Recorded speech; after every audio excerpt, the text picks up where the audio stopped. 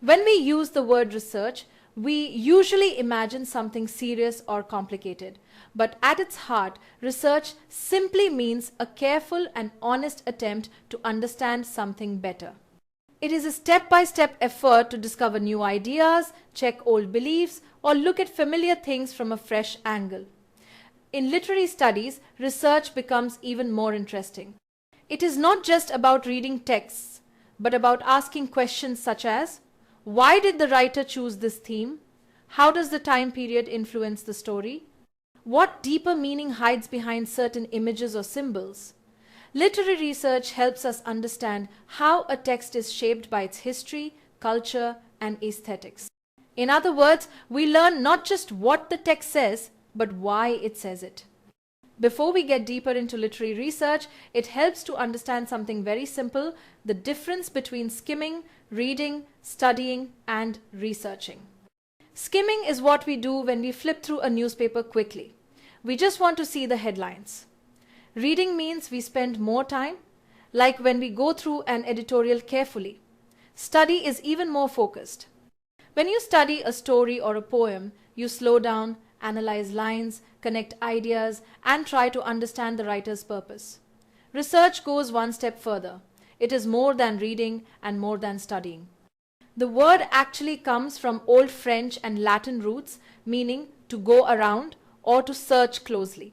So when we say research, we mean a systematic, serious, and well-planned investigation into a topic. It is done with the purpose of discovering facts, developing new interpretations, or even challenging old theories. Different scholars have defined research in different ways. One helpful definition says that research is a systematic investigation to gain new knowledge. If you think about it, this idea reveals a few important features. First, research has to be systematic, meaning it follows clear steps and methods. Second, it must be critical, which means the researcher must consider both supporting and opposing evidence. Third, research often leads to discovery, either a new fact or a new way of understanding something familiar. And finally, research can also lead to revising old theories if new evidence demands it. What is the purpose of all this? Simply put, the main goal of research is to add something meaningful to knowledge. The contribution doesn't always have to be a big discovery. Sometimes the value lies in offering a fresh interpretation of something already known. Imagine, for example, if scholars found a new Shakespeare manuscript and confirmed it as his 37th play. That would be a major new fact. But research is just as important when a scholar takes a known play and interprets it differently, revealing ideas that earlier readers may have missed. So research isn't about copying information or summarizing what others have already said. It is a creative and critical process. It asks us to think deeply, question assumptions, and approach texts with both curiosity and discipline. By the end of this chapter, the hope is that you understand what makes research effective, how it advances knowledge, and what qualities you need to develop as a thoughtful, ethical researcher in literature. Let's look at what we mean when we talk about literary research, and more importantly, the context in which it works. In the simplest sense, literary research is a careful and systematic investigation of texts, writers, and the cultural world around them. The goal is not just to collect information, but to understand literature more deeply and sometimes even to offer new interpretations that earlier readers may not have noticed. Unlike scientific research, where you run experiments and measure data, literary research works in a much more interpretive way. Here we look at meanings, symbols, emotions, images, and the many layers hidden inside a poem, a novel, or a play. We also think about how literature comes into being, how it is created, published, read, and preserved. One important point, and this has been tested in exam, is that literary research is inherently interdisciplinary. That simply means it does not stay inside one subject. It freely borrows ideas from history, philosophy, psychology, linguistics, and cultural studies. And these borrowed ideas help us see literature with clearer eyes. At its heart, Literary research is not just a summary of what happens in a text. It is an attempt to explore form, structure, themes, motifs, language, style, and literary devices, and to discover how all these elements come together to create meaning. Another exam-tested idea is that literary research is devoted to the enlightenment of criticism. This means it tries to reveal a work of art as it truly is, without distortion or assumption. It also aims to uncover the real structure, meaning, and significance of the text, and yes, this purpose has also appeared in exam. Good research does not float in the air. It must be grounded in evidence, supported by available information and sources. That reliability too has been noted in exam. At the same time, literary research tries to see the writer as they really were, placing the author within their actual cultural, historical, and personal circumstances. This idea, again, has been asked in exam. In practice, literary research draws on many different types of materials. Of course, primary texts like poems, plays, and novels are central. But researchers also use biographies, letters, diaries, manuscripts, reviews, critical editions, and scholarly commentary. These sources help us form a clearer picture of both the text and the writer. The methods are equally varied. They include close reading, textual analysis, textual criticism, and the use of critical theories such as feminism, Marxism, structuralism, and post-colonialism. Researchers might study an author's life, edit older texts, explore archives, or develop new interpretive ideas. No matter the method, the aim remains the same: to contribute something original and to push our understanding a little further than before. Another useful exam point is that, unlike scientific research, literary research does have specific materials to examine, such as poems, plays, novels, letters, diaries, or manuscripts. It uses well-established tools like close reading and theoretical frameworks to reach conclusions, and it does not limit itself to criticism alone. It includes biographical research, textual editing, manuscript study, and historical contextual analysis, all of which have been mentioned in exam. In the end, the purpose of literary research is simple. It deepens our understanding of literature.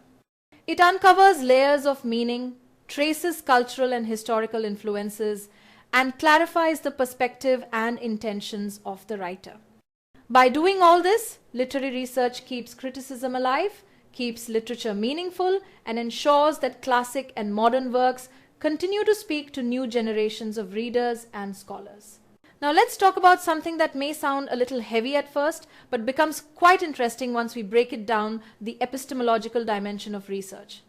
That simply means, how do we know what we know?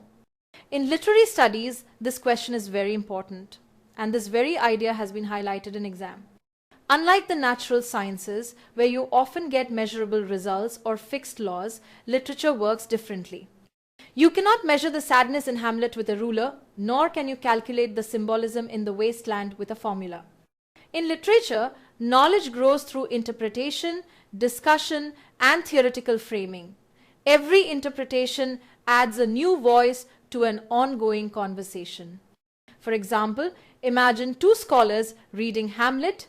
One reads it through a psychoanalytic lens, focusing on Hamlet's inner conflicts. Another uses a post-colonial approach, exploring power, identity, and authority. Their conclusions may look completely different, yet both interpretations enrich our understanding. That is how literary knowledge expands through variety, argument, and thoughtful debate. At the same time, literature still aims for something meaningful and truthful. It does not follow scientific realism. That strict scientific model belongs to the natural sciences. And this difference has been discussed in exam, but literary research still tries to reach truth through interpretation. It may not be absolute truth, but it is a truth that is consistent, well supported, and trustworthy, which connects to the idea of certain and indubitable knowledge, another phrase that has appeared in exam. For literary research to work well, it must rest on honesty, continuity, and reliability. Every researcher has to show where their ideas come from, acknowledge earlier scholars, and be transparent about their own method. This openness allows future critics to question, refine, or even challenge the results.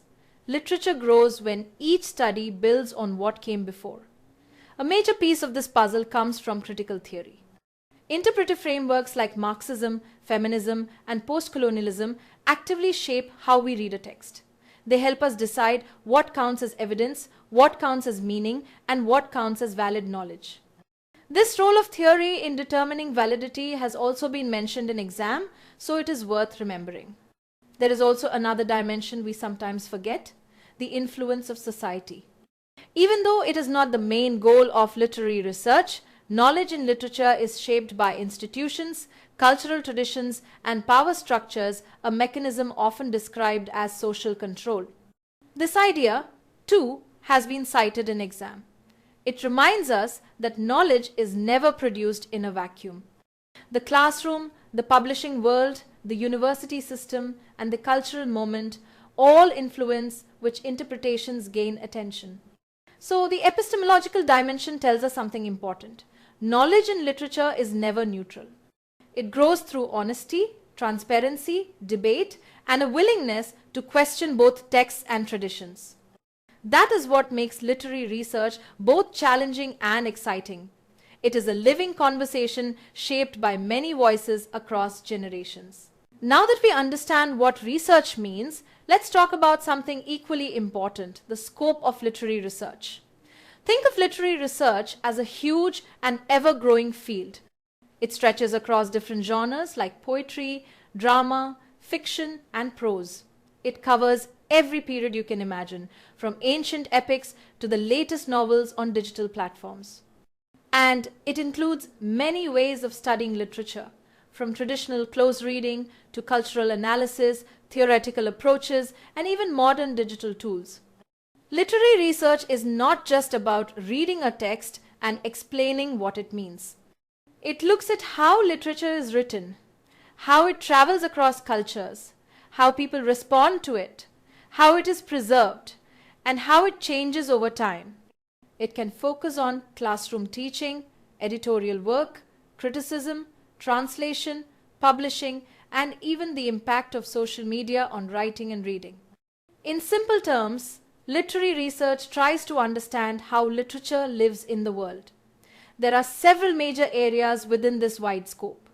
One area is genre studies, where we trace how forms like the lyric, the novel, or the modern play have changed over time. Another area is author studies, where researchers explore a writer's life, style, influences, and historical background. We also have thematic studies, which look at ideas such as exile, identity, memory, love, or migration across different texts. A very important branch is textual scholarship, where scholars compare manuscripts, check different editions, and prepare reliable versions of older works. This is the kind of research that ensures we have accurate texts to read and study. Then we have reception studies, which ask a fascinating question. How did readers in different times respond to a book? A novel that was ignored when it first came out may become a classic later. Reception research helps us understand that journey. Another rich area is comparative literature, which places texts side by side with works from other cultures, languages, and art forms. Here, a poem can speak to a painting, a play can interact with a film, and a novel can be read alongside a story from another country. Literary research also uses conceptual frameworks such as feminism, post-colonial theory, or eco-criticism. These frameworks help us notice things we might otherwise miss, like power structures, environmental concerns, or the representation of marginalized voices. What may surprise many beginners is that literary research can also involve empirical methods. Scholars conduct surveys, study reader responses, or explore the psychological or social effects of literature. Some even use ethnographic approaches, looking at oral traditions, performances, or storytelling practices within particular communities. Alongside these, Biographical research links a text to the writer's life and times, while autobiographical criticism explores how a writer's personal experiences shape their work. In recent years, some researchers experiment with new forms, blending creative writing with critical inquiry. One of the most exciting developments in recent decades is the rise of digital humanities. Here, computers help scholars study thousands of texts at once. Techniques like distant reading, topic modeling, and natural language processing allow us to spot patterns that are invisible to the human eye. For example, digital tools can trace how themes like freedom or identity rise and fall over centuries. They can also identify stylistic changes or compare writing from different cultures in seconds. Digital archives and knowledge platforms now make rare texts accessible, helping us study writers and traditions that were previously overlooked. Even with all these possibilities, one thing stays true. No piece of literary research starts from zero. Every study builds on earlier work. Originality often means offering a new angle, asking a new question, or bringing attention to a neglected text or community. And behind all good research stands one essential foundation: ethical responsibility. Researchers must be honest, accurate, and transparent. Without proper citation, truthful evidence, and ethical handling of information, research loses its value. So, the scope of literary research really is enormous. It welcomes many approaches, encourages creativity, and constantly evolves as our world and technologies change. And that's what makes it such a fascinating field to explore. When we talk about research in literature, we usually imagine long books, big theories, and complicated words. But let's keep things simple. Literary research is basically a thoughtful, careful way of understanding texts. It is not based on numbers or statistics. Instead, it focuses on meaning, context, and interpretation. Think of literary research as a conversation with a text. We read closely, we question ideas, we look at how a poem or novel connects with its time, its culture, and the theories that surround it. We don't study a text alone as if it exists in a vacuum. We study it along with the world it belongs to. At its heart, literary research is a form of critical inquiry. It asks, why does this character behave this way? What does this image suggest? How does history shape this novel? It also challenges earlier interpretations and brings new perspectives, which is why literary research keeps growing, generation after generation. Now, let's look at the main objectives of literary research, but in a friendly, easy way. One major goal is to understand texts more deeply. For example, when we study Virginia Woolf's To the Lighthouse, we begin to notice how her flowing style reflects the instability of memory and time. When we revisit Milton's Paradise Lost, scholars keep discovering new insights about free will, justice, and human responsibility. Research helps us see layers that normal reading might miss. A second objective is to explore the cultural and historical background of literature. No text comes from nowhere. It always belongs to a particular time. When we read The Tempest today, post-colonial critics look at Caliban differently, connecting him to the history of colonization. Similarly, when we study partition literature like Khushwant Singh's Train to Pakistan, we understand how trauma, violence, and displacement shape the storytelling.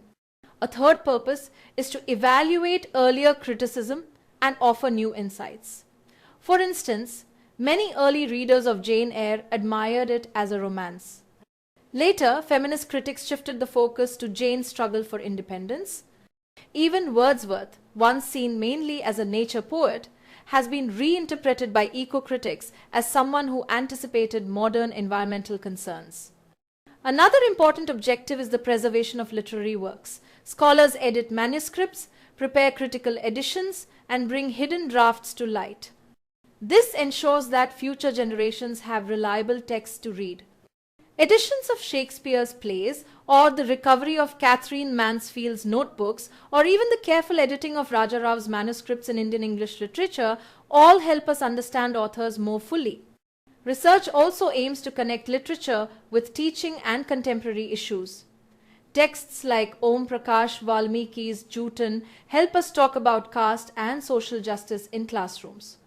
Toni Morrison's Beloved becomes a way to discuss race, trauma, and memory. In this way, literary research keeps literature alive and relevant. Now let's look at some foundational qualities of research that often appear in exam, so listen closely here. One key idea is that research is cumulative. It grows over time. No researcher works in isolation. Every new idea builds on earlier scholarship. This is why originality in research does not mean inventing something out of nowhere. Originality means reinterpreting, expanding, or challenging what earlier critics have said. This point has been presented in exam, so keep it in mind. Another idea is that studying and documenting past work strengthens knowledge. It doesn't block creativity. In fact, it supports progress. When scholars record past findings, future researchers can rely on them and move ahead with confidence. This idea, too, has been mentioned in exam. A related point is that all research draws on earlier work. No project is entirely the first of its kind. Even groundbreaking writers rely on earlier voices. This principle has also appeared in exam. Honesty is another essential quality. Reliability in research depends on truthful methods. If a researcher copies others' work, misquotes evidence, or hides inconvenient facts, the research loses its value. Honest, transparent methods make scholarship trustworthy. The idea that reliability depends on consistency and reproducibility has been tested in exam. Two scholars may not always reach the same conclusion, and that is absolutely fine. Their interpretations can differ as long as both follow clear frameworks, use textual evidence, and explain their reasoning. This is what we mean when we say research is reliable, the process is open and repeatable, even if the final interpretations vary. Next comes validity. Validity is about accuracy. A study is valid when it actually addresses the question it claims to answer. For example, if someone says they are writing a psychoanalytic reading of Hamlet, the study is valid only if it truly uses Freud or Lacan to examine the text. This idea of validity has been emphasized in exam. Then we have relevance. Relevance simply means the research should matter, it should answer a real question or contribute to the field. A modern example is studying Shakespeare with digital tools, a topic that feels meaningful today because it connects classical literature with technology. Relevance too has been asked in exam. Finally, there is coherence. A coherent piece of research has a clear flow. Its ideas connect smoothly from one point to the next. If someone writes about post-colonial themes in The Tempest, every chapter, whether on language, characters, or history, must support the central idea about colonial discourse. This requirement for coherence has also appeared in exam. By keeping all these qualities in mind, literary research becomes thoughtful, meaningful, and reliable. It not only deepens our understanding of literature but also helps preserve it, reinterpret it, and connect it with the world we live in today. When we talk about doing research in literature, it helps to understand the basic building blocks that every researcher depends on. Think of these blocks as the tools you need before you start exploring a text. The most important of these tools are your sources of knowledge. In literary studies, we usually divide them into primary, secondary, and tertiary sources, and once you understand this simple structure, the whole process feels much easier. Let's begin with primary sources. These are the original texts themselves, the poems, plays, novels, letters, diaries, and autobiographies written by authors. You can think of them as the raw materials of research. When you read Beloved by Toni Morrison, that novel is your direct source, your starting point, the voice you are trying to understand. Next comes secondary sources. These are the scholars and critics who have already thought about the text. They include journal articles, books of criticism, and essays. These sources help you see what debates already exist, what arguments scholars have made, and where you might add something new. Let's go back to the earlier example. If you are studying Beloved, then articles on memory, trauma, or slavery written by other critics are your secondary sources. They give you ideas, disagreements, and new ways of thinking. Then we have tertiary sources, which you can think of as your reference guides. These include bibliographies, encyclopedias, handbooks, companions, and online databases like the MLA International Bibliography. They work like maps, helping you find the right primary and secondary materials. For instance, the Cambridge Companion to Toni Morrison or the MLA Bibliography would point you toward more articles, more books, and more scholarship that you might otherwise miss. A strong research project usually depends on all three types of sources working together: the text itself, the criticism around it, and the reference tools that point you toward the wider field. Now let's shift to the true heart of literary research, which is argument. Research is not just describing a text or summarizing what others have already said. It requires you to make a clear claim and then support it with evidence. You begin with a topic, but you develop it into an argument by taking a position, and that position must push understanding forward in some way. There are many ways to build an argument. One common method is to agree or disagree with an existing critic or school of thought. And yes, this format has been mentioned in exam. For example, you might challenge Harold Bloom's idea that Shakespeare's works are universal by showing how they are shaped by specific historical or cultural context. Another way is to argue for the usefulness of a new theoretical approach, and this type has also appeared in exam. Maybe you think Mrs. Dalloway by Virginia Woolf should be read through trauma theory rather than limiting it only to feminist or modernist lenses. By doing so, you open up fresh interpretations. You can also build arguments based on historical or literary historical contexts, which once again has appeared in exam. For example, you might argue that The Tempest should be read as a post-colonial play reflecting anxieties about empire, not just as a final romance. Some arguments focus on genre or form, a type also noted in exam. You might, for example, show how John Donne twists the sonnet form to challenge traditional ideas of love poetry. Then there are arguments built on intertextuality, and this too is asked in exam. A good example would be studying how T.S. Eliot's The Wasteland weaves in influences from Dante and the Upanishads to create a modernist collage. Other arguments focus on aspects like language, style, or rhetoric. For instance, you might explore how Salman Rushdie's magical realism becomes a tool for political critique in Midnight's Children. You can also study reception, asking how different audiences interpret a text. For example, how did readers in colonial India understand Shakespeare differently from those in England? Finally, you have comparative or cross-cultural arguments, which are also asked in exam. You might bring together writers like Tagore and Yeats, showing how their poetry developed through cross-cultural exchange.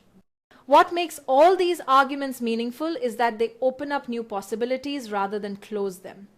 Arguments that simply dismiss themes or limit interpretation to a narrow set of authors don't help the field grow. Good research always expands understanding, offering new insights into literature and its world. When we talk about the progress of knowledge in literature, there is one quality that comes before everything else: honesty. Without honesty, research simply cannot grow. Imagine quoting someone without giving credit, or twisting a writer's words to suit your argument.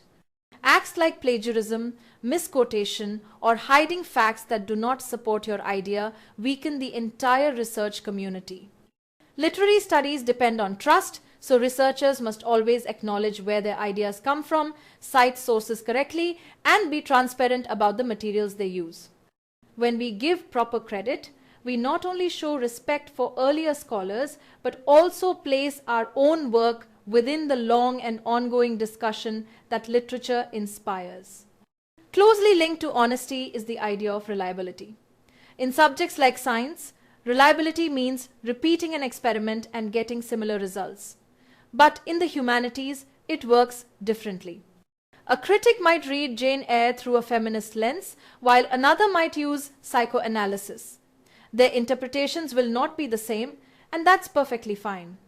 What matters is that both critics explain their methods clearly, show their evidence, and let others follow their reasoning. If a scholar hides their process or uses random claims without proof, the research becomes unreliable. So reliability doesn't mean everyone must agree. It means the researcher is open, consistent, and clear about how the conclusions were reached. There is also a common misunderstanding among students that research must always be completely original. That idea can feel intimidating. In truth, literary research is cumulative. It grows slowly, layer by layer, through the work of many scholars over many years. You don't have to discover a brand new text to produce original research. Sometimes, originality comes simply from asking a new question. For example, people have studied Milton's Paradise Lost for centuries. But when a critic reads it using eco-criticism and highlights environmental concerns in the poem, that becomes new scholarship. So progress happens when old material is seen through a fresh perspective. Honesty keeps research ethical, reliability keeps it grounded, and reinterpretation keeps it alive. Now let's turn to effective literary research, which is something students preparing for higher studies must understand well. Effective research begins with knowing your resources, and this point has been asked in exam. You need to recognize the different types of material you'll work with: primary texts, critical essays, bibliographies, encyclopedias, and even archival documents. Knowing how to use library catalogs, online databases like JSTOR, Project Muse, or the MLA International Bibliography, and identifying where rare materials are kept gives your research a strong base. But gathering sources isn't enough. You must also learn how to evaluate them, and this ability has appeared in exam. Not every book or article you find will be reliable. A peer-reviewed journal article carries more weight than a random blog post. When judging sources, think about the author's expertise, the publisher's reputation, how recent the information is, and whether the argument is supported by evidence. These habits help you separate strong scholarship from weaker material. Another key part of literary research is learning to work with archives, which has also been tested in exam. Manuscripts, letters, personal notes, early editions, or marginalia often reveal things that published texts do not. For example, a draft of a poem might show how the poet changed their ideas over time. Many archives are now digitized, so you can access them online, but visiting archives in person is still a valuable experience. Today, research is not a lonely activity. Digital networking and collaboration play a major role, and this idea has been asked in exam as well. Through online platforms, scholars can share ideas, exchange feedback, and participate in conversations with researchers across the world. Collaboration does not take away your originality. Instead, it helps you think more clearly and refine your arguments. Finally, effective research depends on developing certain skills and personal qualities, and this list has been asked in exam too. You need strong analytical thinking, the ability to use online research tools confidently, familiarity with different research methods, and the skill to combine information from many sources into clear, meaningful insights. You also need good communication skills both in writing and in speech, and strong time management to keep long projects under control. Let's imagine what makes someone an ideal literary researcher. The first and most important quality is a genuine love for reading. In fact, the idea that a researcher must begin with an insatiable appetite for reading has been mentioned in exam, so keep that in mind. Literature is enormous, it grows every day, and a serious researcher must keep exploring both the main texts and the conversations happening around them. When you read widely and deeply, you develop the curiosity needed to ask meaningful questions and to join ongoing debates in the field. But reading alone is not enough. A good researcher also needs to understand the current artistic assumptions and cultural attitudes, and this expectation has appeared in exam as well. Since literature mirrors society, being aware of what's happening in the world politically, socially, and culturally helps you place a work in the right context. At the same time, an ideal researcher must develop a strong sense of history, and this requirement has also been asked in exam. Literature is shaped by its time, its beliefs, conflicts, movements, and values. When you understand both the past and the present, you can interpret texts with much more depth and balance. Now let's talk about qualities of character. A good researcher is critical, which means they question accepted ideas instead of repeating them blindly. They are rigorous, following organized methods, keeping track of sources carefully, and being transparent about how they reach their conclusions. They are honest, always acknowledging the work of others and avoiding plagiarism, because integrity is the foundation of real scholarship. An ideal researcher is also creative and innovative, ready to explore new ideas or bring fresh perspectives to old texts. And finally, they are interdisciplinary.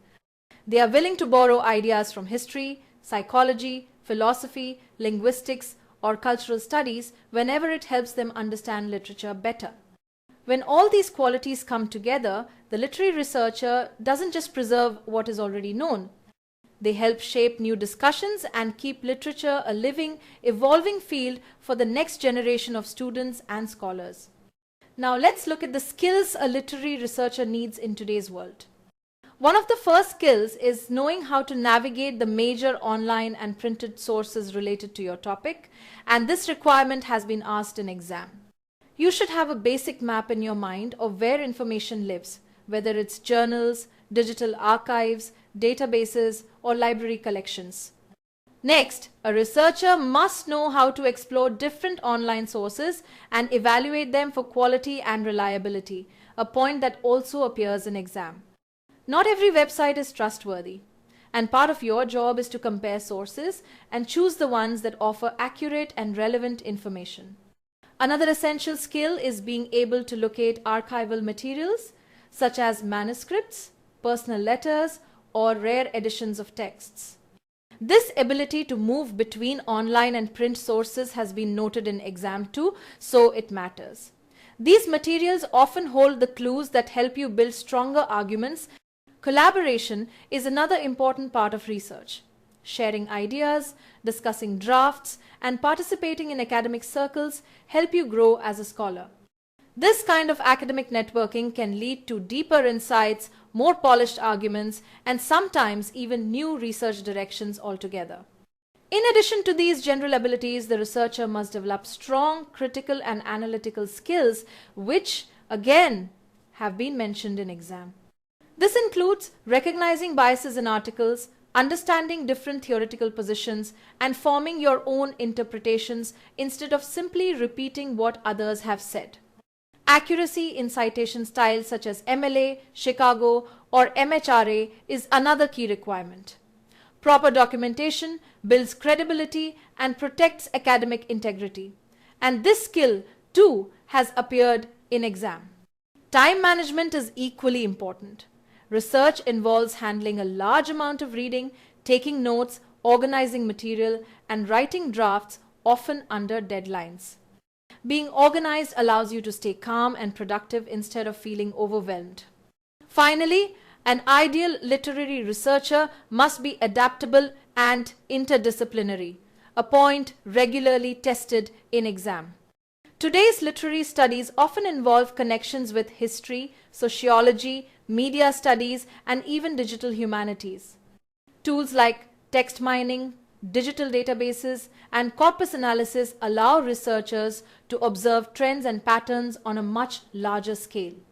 Clear communication ties everything together. You should be able to present your ideas both in writing and in discussion, making your arguments persuasive and easy to follow. And that brings us to the end of chapter 1. From this chapter alone, you can easily expect one question and sometimes even two in the exam. So make sure you revise it well. If you want to download the PDF notes on literary research, just open the Nerd School app and you'll find everything ready for you.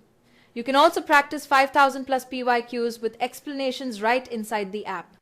All the materials are organized in one place: notes, videos, last-minute revision points, and structured guidance for every chapter. If you're preparing seriously, you can also join the full course, which covers 100% of the syllabus in a clear step-by-step way. And the best part is that you still have enough time to complete the whole course comfortably. Thank you for learning with me. Take a short break, stay consistent, and I'll see you in the next chapter of literary research.